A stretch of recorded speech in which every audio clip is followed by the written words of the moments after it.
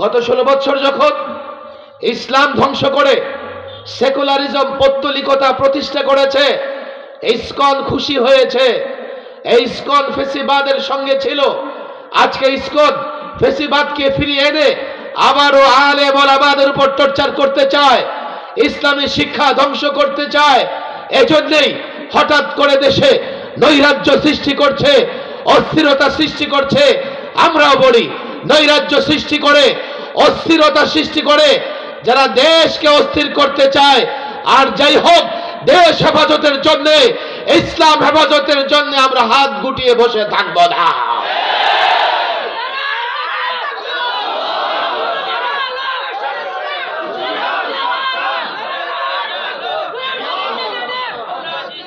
গত 15 দিন ধরে আপনারা দেখেছেন একটা জঙ্গি সংগঠন, একটা উগ্রবাদী সংগঠন, সন্ত্রাসী সংগঠন দেশের নানা জায়গায় নৈরাজ্য সৃষ্টি করতেছে।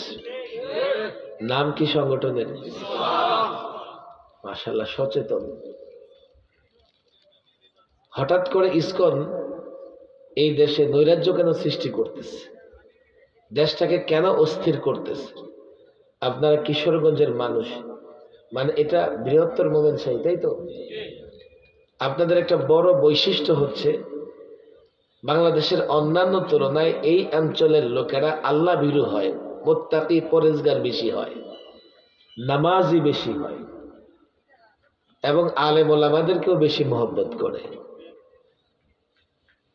কিশোরগঞ্জের সাধারণ মানুষ, অন্তত এই অঞ্চলের সাধারণ মানুষ, ওই অঞ্চলের কথা আমি বলবো না, তারাও আলেম ওলামাদের মহব্বত করে।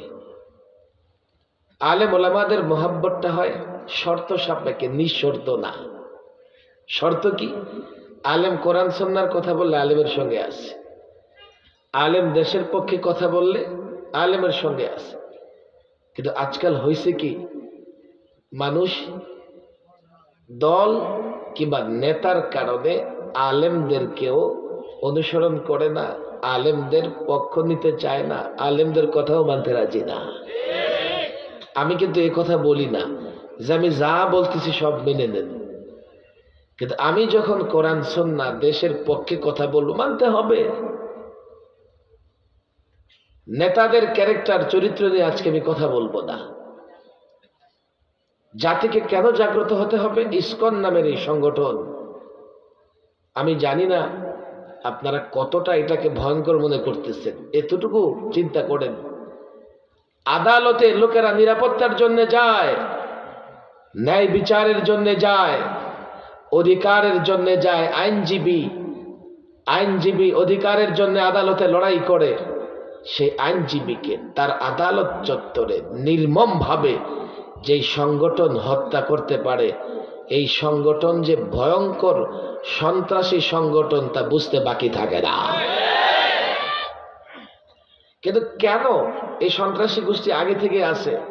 এই যে অনেক যুবক এখানে আছে, আমরা আগেও বলেছি যে ইসকন একটা সন্ত্রাসী সংগঠন, জাতিকে বুঝাতে পারি নাই। এখন কিন্তু দেখবেন সবাই এই কথা বলতেছে। ইসকন কি চেয়েছে? গত 16 বছর একটা সরকার তাদেরকে দুধ কলা খাইয়ে লালন পালন করেছে, ঘাড় মোটা হয়েছে। এখন কয় মুসলমানদের ঘাড় মটকাইয়া দিবে। চট্টগ্রামের স্লোগান দেয় কি, একটা একটা মুসলমান ধরে ধরে জবাই কর। অনেক কথা, ব্যথাও অনেক, কিন্তু সময় হাতে কম। গত 16 বৎসরে সবচাইতে বেশি জুলুম সহ্য করেছে ওলামায়ে কেরাম। আলেমরা যখন নির্যাতিত, তখন ওরা মুচকি হেসে ফেসিবাদের সহযোগিতা করে। আজকে আলেমরা একটু মুক্ত, আলেমরা একটু স্বাধীন, এটা ওই হিন্দুত্ববাদী ইসকনের সহ্য হচ্ছে না। 2, গত 16 বৎসরে সবচাইতে বেশি ক্ষতিগ্রস্ত হয়েছে ইসলাম। রাষ্ট্রীয়ভাবে ইসলাম শেষ করবার ষড়যন্ত্র হয়েছে। বলবেন কিভাবে? এইভাবে 11তে সংবিধান সংশোধন করে সংবিধানে নিয়ে এসেছে সেকুলারিজম, ধর্ম নিরপেক্ষতাবাদ। হুজুর বুঝলাম না ধর্ম নিরপেক্ষতাবাদ কি জিনিস। ধর্ম নিরপেক্ষতা ওই ইজম বা ওই মতবাদ যা ইসলাম ধ্বংস করে দেয়, ইসলাম শেষ করে দেয়। হুজুর তাও বুঝলাম না, হাতে সময় কম, রাত অনেক হয়ে গেছে। তুরস্ক একটা রাষ্ট্র, নাম শুনেছেন? কামাল আতাতুর্ক নামে একজন পাপিষ্ট সেখানে সেকুলারিজম প্রতিষ্ঠা করেছে, ধর্ম নিরপেক্ষতাবাদ প্রতিষ্ঠা করেছে। ধর্ম নিরপেক্ষতাবাদ প্রতিষ্ঠা করে কি করেছে জানেন? দাড়ি নিষিদ্ধ, হিজাব নিষিদ্ধ, কোরআন শিক্ষা করা নিষিদ্ধ, মসজিদগুলোকে মিউজিয়াম বানিয়ে ফেলেছে। বাচ্চারা মাটির গর্তে লুকায়া লুকায়া কোরআন শরীফ পড়ত। এমনকি তুরস্কের বর্ণমালা যা আরবির সঙ্গে মিলে যায়, বর্ণমালা পর্যন্ত পরিবর্তন করে ফেলেছে কামাল আতাতুর্ক। অর্থাৎ ইসলাম যেন তুরস্কে না থাকতে পারে। বাংলাদেশে সেম হয়েছে, সংবিধানে সেকুলারিজম নিয়ে এসে এর পরের বছর হাত দিয়েছে শিক্ষা ব্যবস্থায়। শিক্ষা ব্যবস্থায় হাত দিয়ে মুসলমান লেখকদের জাগরণী লেখা বাদ, সাহাবীদের জীবনী বাদ, নবীদের জীবনী বাদ। তো লোকেরা যদি ইসলাম না শিখে ইসলাম মানবে কেমনে? আর ইসলাম যদি না মানে ইসলাম থাকবে না, যাবে। আর এই জাতির সন্তানদেরকে প্রায় 2.25 কোটি শিক্ষার্থী স্কুলে পড়াশোনা করে, 2.25 কোটি। তাদেরকে ডারউইনিজম নিয়ে আসছে। বিজ্ঞানী ডারউইন মনে করে মানুষ বানর থেকে সৃষ্টি। আল্লাহ আমাদের সম্মানিত করেছেন, আমরা আদম সন্তান।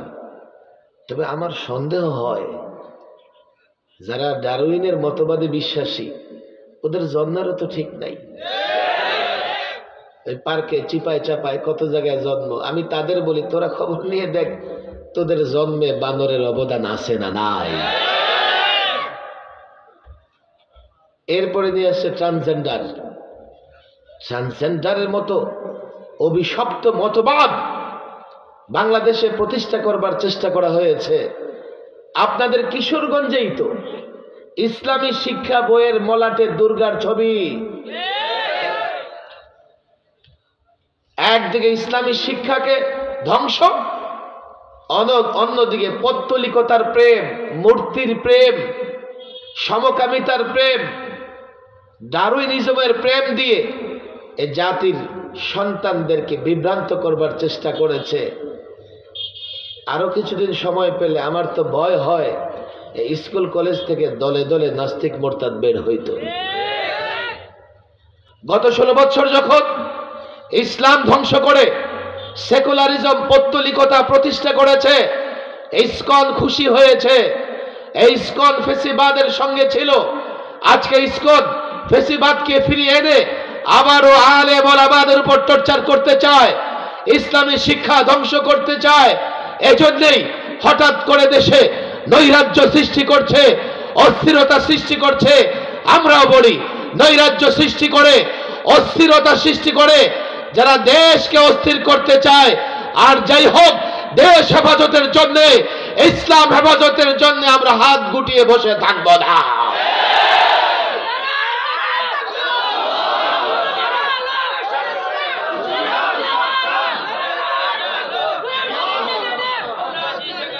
দেখেন, কথা তো অনেক। তারা তাদের এই ষড়যন্ত্র বাস্তবায়ন করার জন্য একটা স্লোগান ধরছে, কি বাংলাদেশে সংখ্যালঘু নির্যাতিত হচ্ছে। অথচ বাংলাদেশে সংখ্যালঘুরা জামাই আদরে বসবাস করে। বাংলাদেশে কোথাও সংখ্যালঘু নির্যাতিত হয় না। কেন? অভিযোগ তারা আনতেছে। আর বাংলাদেশে সংখ্যালঘু নির্যাতন কেন হবে? ইসলাম তো এই কথা বলে না যে কাউকে জোর করে মুসলমান বানাও। এটা ওদের দেশে হয়। মুসলমানদের ধরে বলে যে জয় শ্রীরাম বল বল, কথা ঠিক না বেঠিক? এদেশে কোন ধর্মের লোকদের ধর্ম পালনে তো কোথাও বাধা নাই, তাদের দেশে হয়। মুসলমান কুরবানি করতে পারে না, মাইকে আজান দিতে পারে না, প্রকাশ্যে খোলা জায়গায় নামাজ পড়তে পারে না, মুসলিম নারীরা হিজাব পরে কলেজে যেতে পারে না। বাধা দেওয়া হয় তাদের দেশে, আর উল্টা উল্টা বক্তৃতা করে বাংলাদেশে নাকি সংখ্যালঘু নির্যাতিত হচ্ছে। এদেশে প্রত্যেকটা ধর্মের লোকেরা স্বাধীনভাবে তাদের ধর্ম পালন করে, আমরা কাউকে বাধা দেই না। এরপরও এমন অভিযোগ কেন যে সংখ্যালঘু নির্যাতিত হচ্ছে? তারা মূলত সংখ্যালঘু নির্যাতিত হচ্ছে, হিন্দু নির্যাতিত হচ্ছে এমন স্লোগান দিয়া কসাই মোদিকে বাংলাদেশে আগ্রাসন চালানোর জন্য দাওয়াত দিচ্ছে, আহ্বান করছে। কদিন আগে হঠাৎ করে ট্রাম্পের ছবি নিয়ে নেমে পড়ো। কেন জানেন? ট্রাম্পের ছবি নিয়ে নামলে কেউ যদি বাধা দেয় তো ট্রাম্পকে বলবে, মিস্টার ট্রাম্প, আমরা তোমার দেবানা, আশেক, প্রেমিক, প্রেমিকা, দেখো তোমার ছবি নিয়ে রাস্তায় নামছি, আমাদের উপর টর্চার করছে, তুমি এক জাহাজ সৈন্য পাঠায় আমাদের উদ্ধার করো।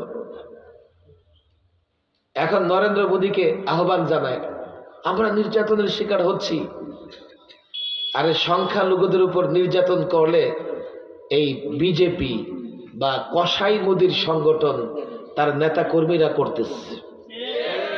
এখনো আপনারা তাকিয়ে দেখেন নরেন্দ্র মোদীর হাতে এবং দাঁতে গুজরাটের নিরীহ মুসলমানদের রক্ত লেগে আছে।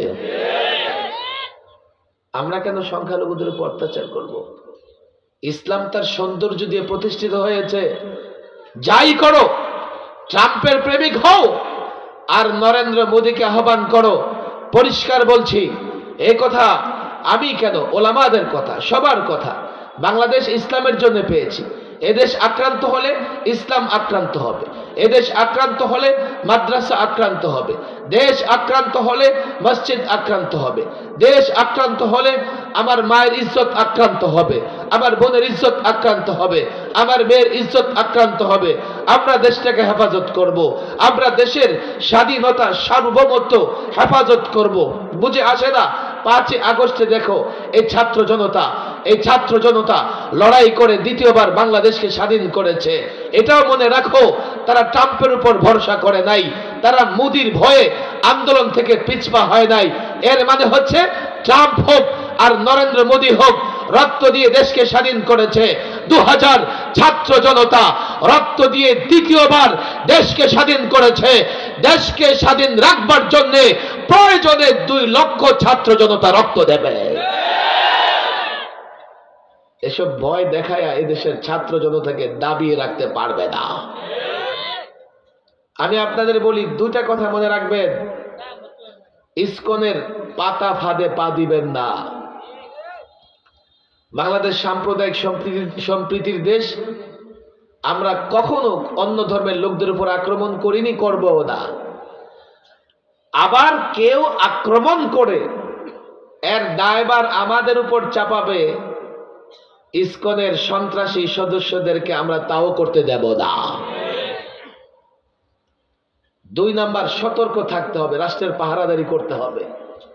এই রাষ্ট্রে এতটা বিশ্বাসঘাতক, এতটা মুনাফিক, এতটা ভারতীয় গোয়েন্দা সংস্থার এজেন্ট ঢুকে গেছে, এক এক সময় এক এক ব্যানার দিয়ে মাঠে নেমে দেশটাকে অস্থির করে। দেশটাকে হেফাজত করতে হবে। দেশটা হেফাজত হলে আমরা এখানে স্বাধীনভাবে ধর্মকর্ম পালন করতে পারবো। দেশ হেফাজত করবেন, নিজেরা সজাগ থাকবেন, আর এই মাদ্রাসাগুলোকে প্যাট্রোনাইজ করবেন, পরিচালনা করবেন, অর্থ দেবেন, সন্তান দেবেন।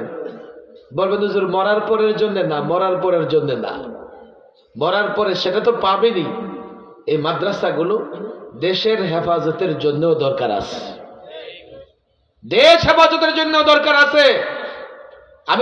আমি তো কসম করে বলি, আমি পরিষ্কার বলি, এদেশের যে কেউ বিক্রি হতে পারে, কিন্তু মাদারিসে কওমিয়ার ছাত্র শিক্ষক বিক্রি হবে না। পরিষ্কার বলি, আল্লাহর পয়গম্বর মুহাম্মদ আরবি মদিনাতুল মুনাওয়ারাকে হেফাজত করেছেন। মদিনা ইসলামী রাষ্ট্র গঠিত হবার পরে চতুর্দিক থেকে কাফের, বেঈমান, পৌত্তলিক, ইহুদি, নাসারা একজোট হয়ে আজকালের নেটুর মতো যৌথ বাহিনী তৈরি করে মদিনা আক্রমণ করবে প্রস্তুতি নিয়েছে। আল্লাহর নবী সাহাবাদের ডেকে পরামর্শ করলেন, সালমান ফার্সি পরামর্শ দিলেন, গর্ত খননের কাজ শুরু হয়ে গেল চতুর্দিকে। অতি দ্রুত গর্ত খনন করতে হবে। কাফেরদের যৌথ বাহিনী, জোট বাহিনী আক্রমণের জন্য চলে আসছে। 10,000-এর বাহিনী নিয়ে মদিনা আক্রমণ করবে, মদিনার দিকে ছুটে আসছে। আল্লাহর নবী সাহাবাদের নিয়ে খন্দক খনন করলেন, গর্ত খনন করলেন। সাহাবীদের কি অবস্থা ছিল? ক্ষুধার তাড়নায় এক একজন পেটে পাথর বেঁধেছে। আল্লাহর নবী পয়গম্বর তিনিও পেটে পাথর বেঁধেছেন। রাত দিন পরিশ্রম করে এমনকি 4 ওয়াক্ত নামাজও কাজা হয়ে গেছে। খন্দক খনন করে মদিনাকে হেফাজত করেছেন। 27 দিন কাফের বাহিনী মদিনাকে অবরুদ্ধ করে রেখেছিল। এরপরে আল্লাহর সাহায্যে মুসলমানদের বিজয় হয়েছে।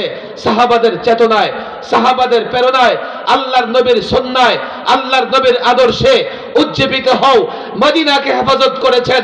মদিনা আক্রান্ত হলে পয়গম্বর আক্রান্ত হবেন, মদিনা আক্রান্ত হলে সাহাবী আক্রান্ত হবেন, মদিনা আক্রান্ত হলে মসজিদে নববী আক্রান্ত হবে, মদিনা আক্রান্ত হলে মা বোনের আক্রান্ত হবে। মদিনাকে হেফাজত করেছে। আমরাও বলি, পরিষ্কার বলি, ইসকন ষড়যন্ত্র করো, পত্তলিকরা ষড়যন্ত্র করো বাংলাদেশ হেফাজত করবার জন্য। আমাদের যার কাছে যাই আছে তাই নিয়ে তাগুতের বিরুদ্ধে লড়াই করব। মাঠ ছাড়বো না, ময়দান ছাড়বো না। আমরা লড়াই করবো ইনশাআল্লাহ।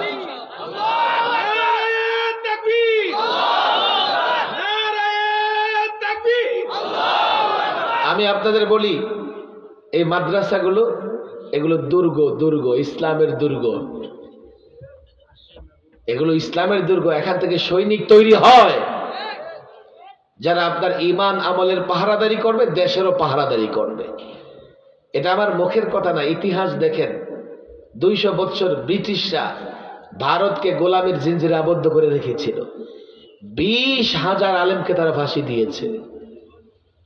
20,000 আলেমকে ওলামায়ে কেরামের নেতৃত্বে দেশের সাধারণ মুসলমান জোতা পেটা করে ব্রিটিশকে তাড়িয়েছে। ব্রিটিশকে তাও আন্দোলন করেছে। এই জন্য মাদ্রাসাগুলো এতটাই সুন্দর এবং সুচারুরূপে পরিচালনা করবেন। যত আলেম হবে, যত মাদ্রাসার ছাত্র বাড়বে, ততই দেশের এবং ইসলামের জন্য সৈনিক তৈরি হবে। কথা ঠিক না বেঠিক? কোন প্রপাগান্ডায় পশ্চিমারা অনেক, এবং আমাদের এই ফেসিবাদের কিছু মন্ত্রীও প্রায় বলে ফেলতো মাদ্রাসার বিরুদ্ধে। আরে মাদ্রাসাকে তোমরা কেন ভয় পাও? কাফের বেঈমানরা ভয় পাবে। তোমাদের তো ভয় পাওয়ার কারণ নাই। মাদ্রাসা মুসলমানের পক্ষে, ইসলামের পক্ষে, দেশের পক্ষে।